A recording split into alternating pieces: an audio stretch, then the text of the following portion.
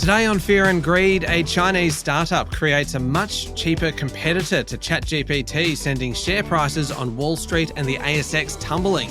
It's I-Day, inflation day that is, with markets hopeful a low CPI figure will trigger a rate cut next month.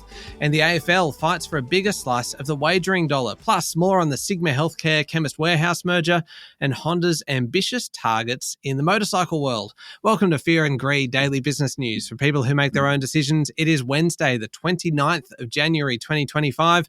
I'm Michael Thompson, and good morning, Sean Aylmer. Good morning, Michael.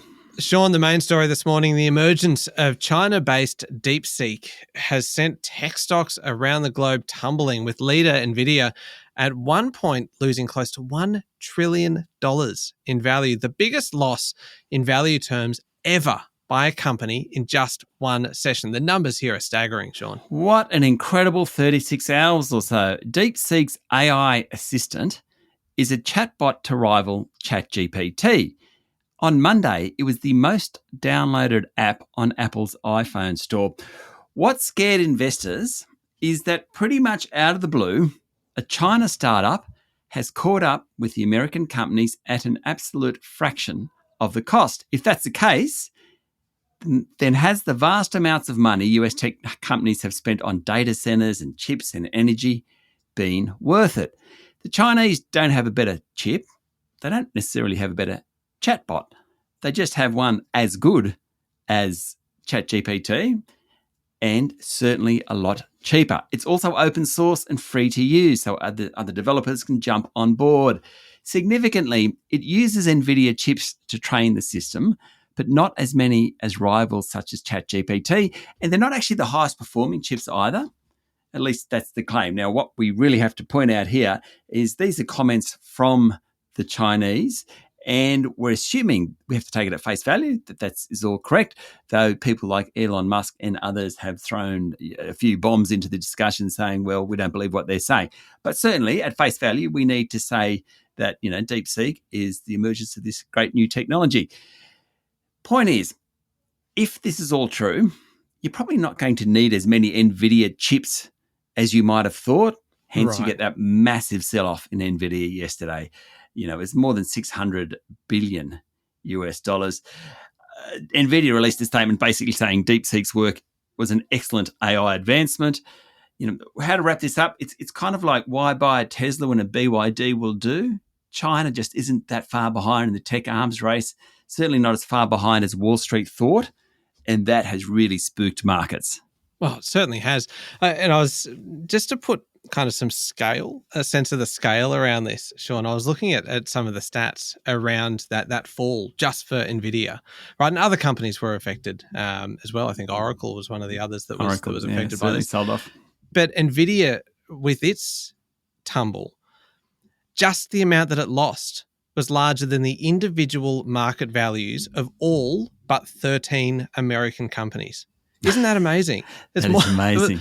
More than the market cap of things like ExxonMobil and Costco and a bunch of these other kind of giants. And that was just the amount that NVIDIA lost in its market value. I thought that was just staggering. But bigger picture here, what does this mean for international markets?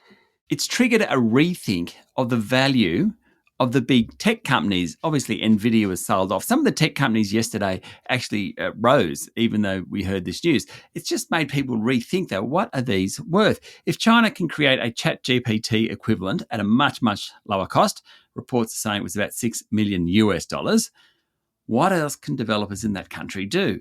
Are the big Wall Street tech companies really worth as much as we thought? Do we need as many data centers? Do we need as much energy as we thought? This has all sorts of flow on to a bunch of sectors. Now, the Magnificent Seven tech stocks, we've spoken about them for years. They account for about 40% of the S&P 500. They are priced to perfection, as in any bad news can trigger a sell-off. A lot of local superannuation funds invest in these Magnificent Seven stocks. Often, investors try and match what they call the MSCI World Index. So it's like a big bunch of stocks all together.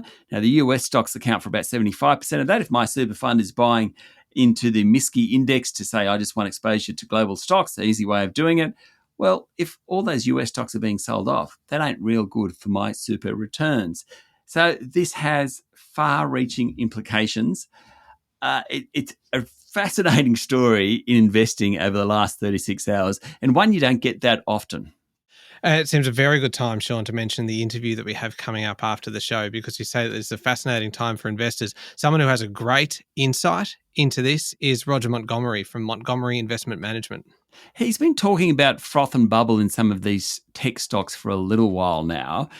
You can't say that what's happened in the last 36 hours is proof of that, but it certainly is typical of a market with froth and bubble. And we talked to Roger all about that, how he thinks investors should think about what's gone on and how they should set themselves for the future. Yeah, it's a really good chat. It's coming up after the show, so stick around for that one.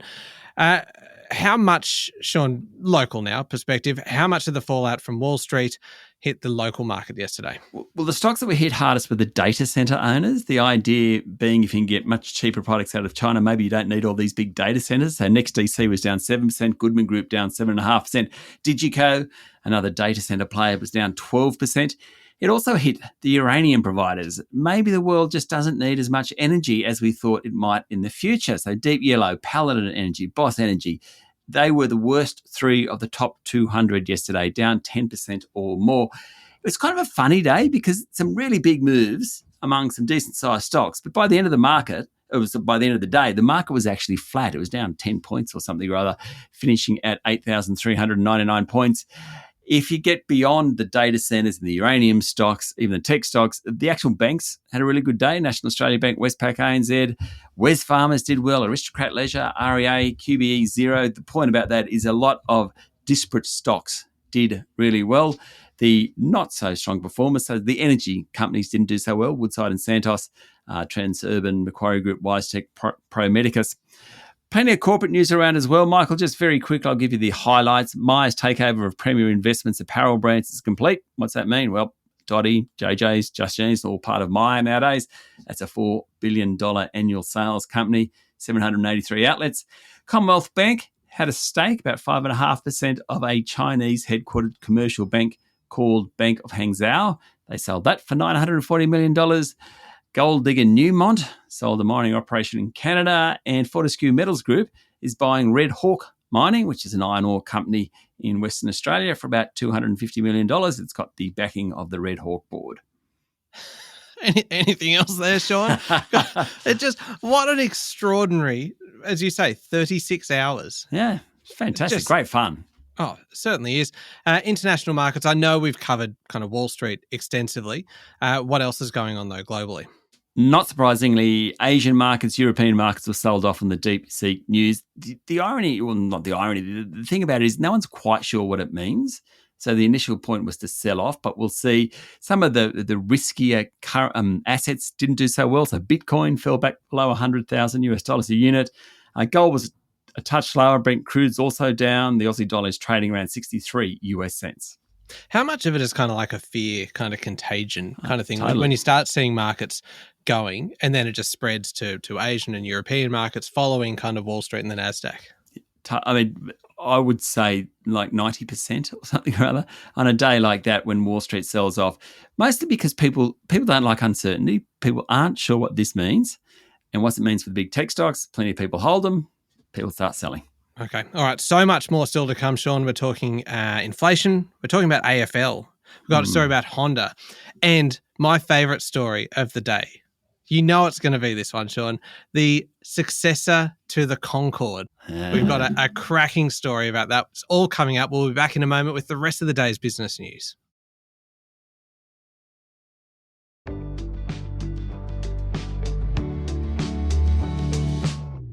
Sean, it's a big day today, I-Day. I don't know if that's really going to catch on. Probably not.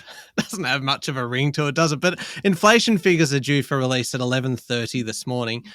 What's the expectation here? What are markets predicting will happen? There's a lot of hope for an interest rate cut next month. The best way of looking at that in terms of the markets is look at the 3-year bond rate.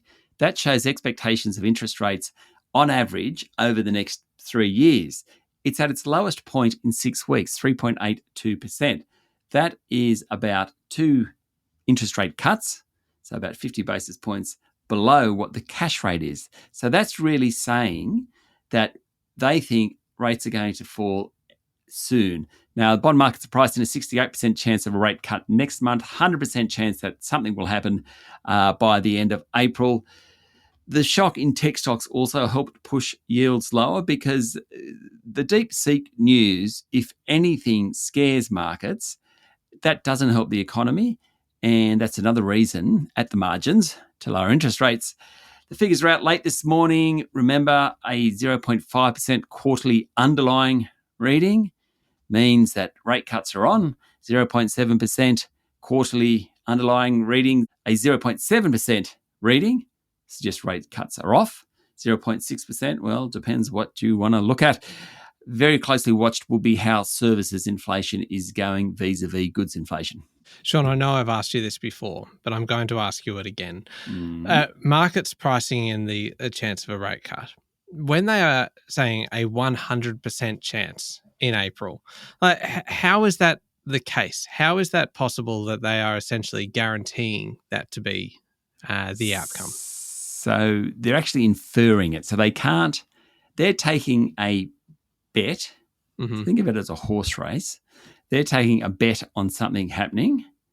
And so in a horse race, you might have an odds-on favourite. Everyone thinks that that horse is absolutely going to win. You can't guarantee that. It's the same in bond markets.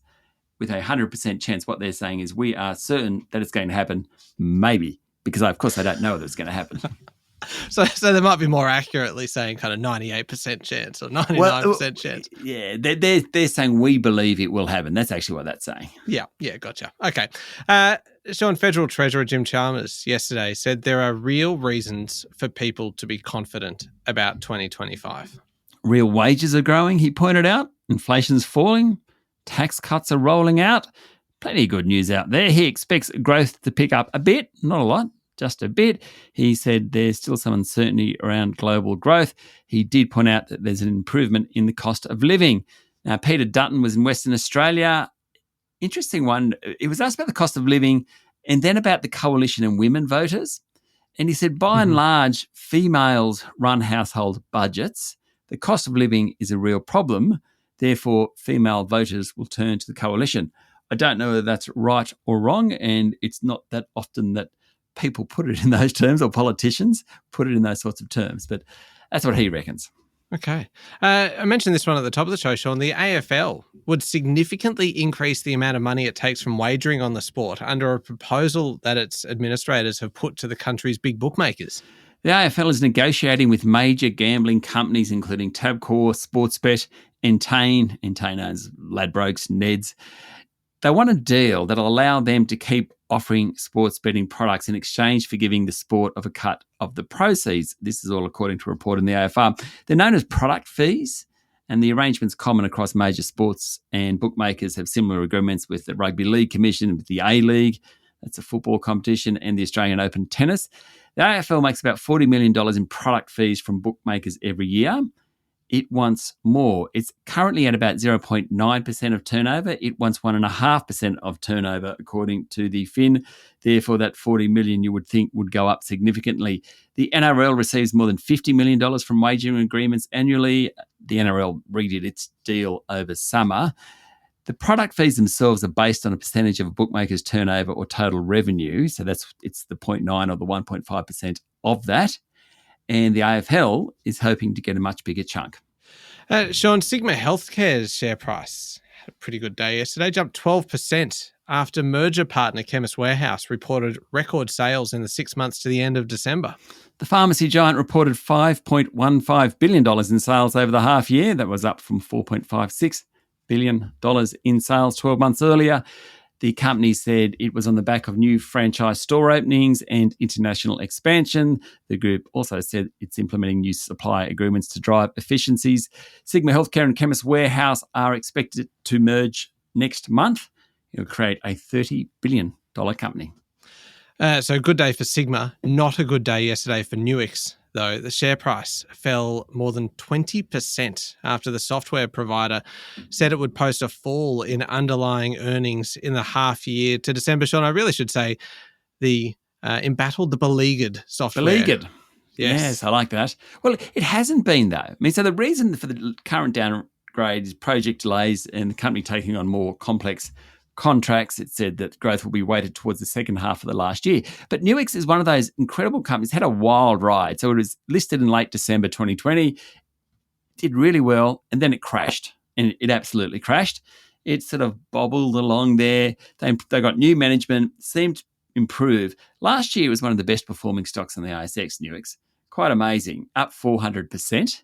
This year, including yesterday, down 30%. So yes, it probably is beleaguered. That's the point of the story. I mean, all of those challenges that they had, that was it was a wild ride. And we were talking about it almost every second day. Yeah, in the early days particularly, because it was listed and there was so much promise and they had this big jump in the first few weeks. But then it was the big challenge over the IPO, wasn't it? Yep. That was the and all the details in the prospectus. It ended up in court. Yep. Anyway, Sean, international news time. Today feels like it's been a big day, doesn't it? Can we talk about motorbikes? Sure. Japan's Honda Motor Company has set a target of capturing. This is big. Set a target of capturing 50% of the world's motorcycle market by 2030. That's a fairly solid goal. Yeah. They reckon there'll be 60 million sales per year by 2030. This is electric and petrol. Japan, Honda is currently the biggest in the market anyway. It's got about 40% market share, so it wants to get to 50%. It sells about 20 million units a year. Where it's focused on, not surprisingly, if you've been to these countries, India, Indonesia, Philippines, Brazil, those sorts of countries, because motorcycle use there is huge relative to cars.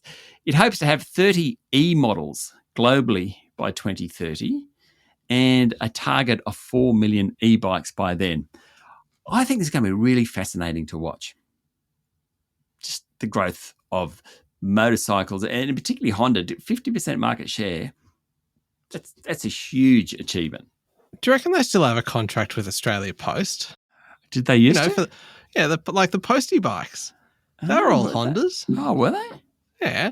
I remember there was talk of them being phased out, the actual motorbikes being phased out altogether. And in their place, those little carts, those little kind of 3-wheel kind of things? Oh, really? Have you seen those? They're safer. They're kind of, and they've got a little shelter. Yeah. I'm going to put it out there. It looks a bit lame, Sean. I've got a mate who's a postie, and he said in his first 6 months or something of being a postie, he had so many accidents. Like every week he'd fall off his bike. I said, really? And he said, because the letterboxes are difficult to get to, and so you'd sort of go up a siding and you didn't have steady ground underneath you. And he was a motorbike rider. I thought it was hilarious. Oh, gosh. Anyway, I might have to do a bit more investigating on this one, Sean. I'll come back to you on that one. Concorde time. The prototype of a passenger jet meant to succeed the Concorde. It was due to attempt to break the sound barrier for the first time overnight. That's more than 1,240 kilometers per hour. That's quick. Yeah. The Boom Supersonic XB1 demonstrator was due to exceed the barrier in a series of 4-minute runs above the Mojave Desert in California. Now, Boom, the US firm, hopes it will pave the way for the introduction of passenger services early next decade, according to the Telegraph of London. What I thought was pretty cool, well, many things cool about this, Michael, and you've probably got about another dozen cool things because you love this industry so much. Where it was flying last night was the same airspace where Chuck Yeager became the first person to exceed the speed of sound in 1947. Oh, that is cool. Yeah. Now, the plane last night was only 1/3 the size of Boom's potential passenger jet. Now, when that's manufactured, it'll carry about 65 passengers, cost about $400 million. Obviously, with only 65 passengers, it's going to be a very, very expensive plane. And I think the idea is to actually get to 1.7 Mach is the speed they want to get to. Last night they were talking about 1.1 Mach. That's the speed of sound. And so it's very cool. I mean, Concordes are back. Did you ever fly on the Concorde? No. I know that tickets were ridiculously expensive, but they often took kind of media and everything. And I know that you were, I mean, they were still flying kind of in the early 2000s, 2003, Yeah. I think was the last flight. I know guys that I worked with were on the Concorde. Yeah. Pretty amazing thing. Did you know that that Qantas originally had orders in for Concordes? I did not know that. In the 60s, they placed kind of early orders for Concordes. Oh, wow. And yeah, obviously they were never delivered. They never kind of took up the option to get them. But yeah, it was like half a dozen Concordes, and they were going to fly from Sydney to London. And it was going to take about kind of 6 or 7 stops along the way, but it was still get there faster than the traditional route. I think so. Concorde never, I mean, it certainly didn't, I'm sure it visited Australia, but I presume it visited Australia, but it never flew routes out of Australia, the Concorde. No, never. I mean, it was like Singapore, Paris, London, New York. Yeah. Yeah, I don't think they ever came any further south than Singapore. Yeah. But yeah, isn't that fascinating? That, I mean, Qantas has so much history, and just the fact that there was the potential that they did weigh up the idea of kind of Concordes being part of the fleet. Anyway, I'm excited. If this is kind of the next generation of Concordes, then I am on board, Sean. Excellent. Nice pun. Which I'm sure really matters to the the people. Fellows at Boom. That's right. Up next, Fear and Greed Daily interview. Roger Montgomery is your guest, and he is talking all about the big news that's been kind of the focus of the last 36 hours, all about AI. It is coming up in the Fear and Greed playlist on your podcast platform or at fearandgreed.com.au. Thank you very much, Sean. Thank you, Michael. It is Wednesday, the 29th of January, 2025. Make sure you're following the podcast, and please join us online on LinkedIn, Instagram, X, TikTok and Facebook. I'm Michael Thompson, and that was Fear and Greed. Have a great day.